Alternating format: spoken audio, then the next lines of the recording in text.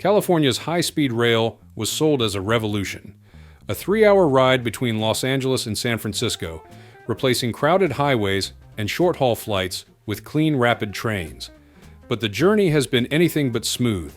Cost overruns, lawsuits, and years of delays have turned optimism into doubt. Just when many thought they'd heard it all, a new announcement dropped, one that's already dividing opinion.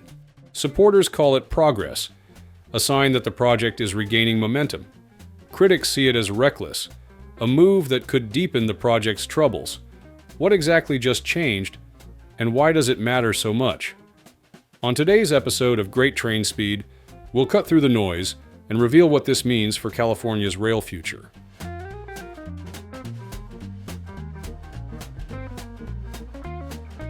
California's high-speed rail project is under construction, but far from complete. At present, most activity is concentrated in the Central Valley, where massive viaducts, concrete bridges, and raised track beds are gradually taking shape between Madera and Bakersfield. Crews are laying the foundation for a system designed to carry trains at 220 miles per hour.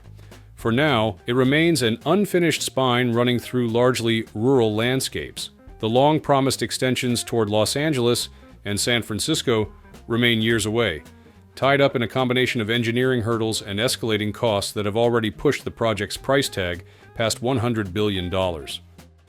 Supporters argue that this huge project represents nothing less than a transformation of California's transportation future. They highlight its potential to replace short-haul flights, reduce greenhouse gas emissions, and reduce congestion on crowded freeways, particularly along the I-5 and Highway 99 corridors. For cities like Merced, Fresno, and Bakersfield, the rail line is also pitched as an economic development engine by spurring housing, job growth, and transit-oriented districts around planned stations. For now, California's high-speed rail stands as one of the most ambitious infrastructure projects in the United States, with its ultimate scope and schedule still unsettled.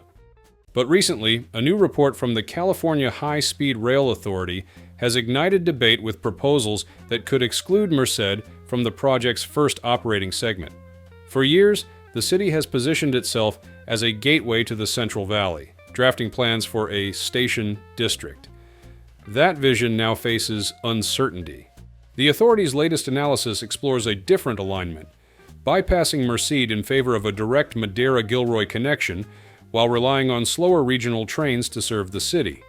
Officials argue that the current Merced-Bakersfield plan would not achieve a strong financial outcome, and that linking the Central Valley directly to major population centers like the Bay Area and Los Angeles could deliver higher ridership and more stable revenues.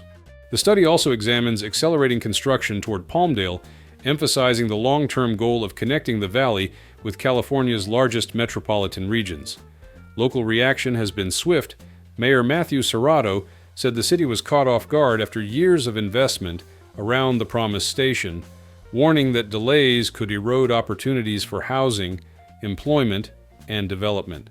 A rail authority board member stressed that the options remain preliminary, noting that Merced would still be included in a later extension toward Sacramento. For Merced, the outcome carries weight. A station once billed as a transformative hub now risks being postponed, while other corridors advance toward shaping California's high-speed rail future. So, with the latest shift in plans, California's high-speed rail could move forward without Merced in its initial alignment, a change driven by financial considerations. But how much money would this decision actually save, and what impact could it have on Merced, a city with both a growing population and one of the region's highest unemployment rates, standing at 7.4%. We'll break down those questions in the next part. And if you're curious about stories like this, make sure to hit subscribe so you won't miss any updates from the world of rail right here on Great Trainspeed.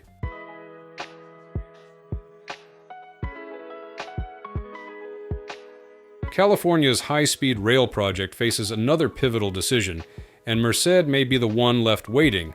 A newly released holistic reassessment from the California High-Speed Rail Authority proposes removing Merced from the first operating segment, a shift the agency says could save billions.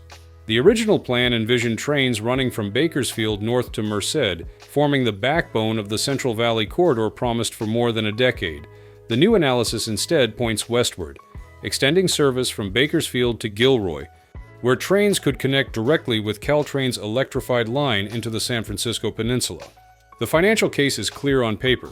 The Merced-Bakersfield segment carries a projected cost of $36.75 billion, with $8.59 billion still unfunded. Even after completion, forecasts show a $3.8 billion operating loss over 40 years, driven by lower ridership between the two Central Valley cities. By contrast, the Bakersfield-Gilroy option is projected to generate an operating surplus, leveraging the Bay Area's denser population and commuter demand. Across 4 scenarios outlined in the reassessment, most show stronger returns than the Merced alignment. But Merced's stake extends far beyond financial models. City leaders have long envisioned a downtown station as the anchor for redevelopment, housing, retail, and transit-oriented businesses, clustered around a Central Valley hub that links directly to California's largest metropolitan regions. That vision promised nearly $66 billion in economic output and an estimated 284,000 job years, spanning construction, engineering, and supply chains across the state. But now, without being included in the route, the workers will be classified as unemployed, affecting the economy of the region. Environmental gains also weigh heavily.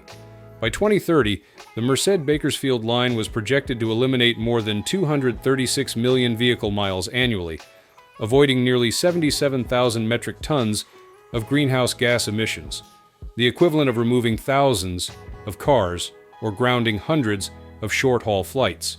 For California's ambitious climate goals, those reductions represent tangible progress, not just symbolic gestures. If Merced is bypassed, much of this momentum risks being delayed. Instead of becoming a showcase hub, the city could be relegated to slower regional connections feeding into Gilroy or Madera. Supporters warn that such a shift would undercut years of local planning and weaken the project's ability to deliver equitable growth across the Central Valley, a region already sensitive to being overlooked in statewide investment. The reassessment frames a stark choice: pursue immediate savings by reorienting toward Gilroy, or honor the original vision that placed Merced at the center of California's first high-speed line. For the city and its residents, the outcome will decide whether high-speed rail arrives as a story of opportunity fulfilled or opportunity deferred. So, what does all this mean for the people who will be most affected? How should citizens respond to these changes? We'd love to hear your take. Do you see this as a smart move that pushes California's high-speed rail closer to reality, or a setback that leaves communities behind? Drop 1 if you believe this is the right step forward, or 0 if you think the government is heading in the wrong direction. We would love to hear your opinion on this.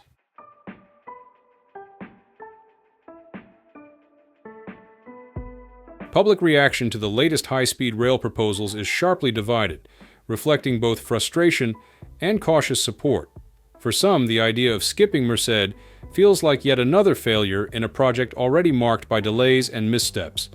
They argue that public transit should never be judged by profit alone. Highways don't make money, so why should rail? One writer complained, adding that high-speed rail is a service, not a business.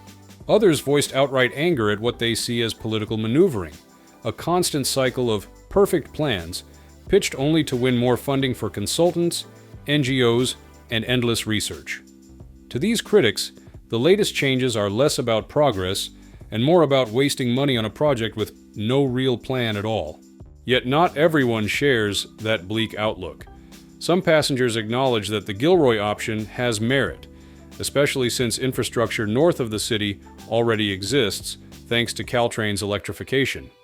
In that sense, linking Bakersfield to Gilroy could deliver faster, statewide benefits by tying directly into the Bay Area.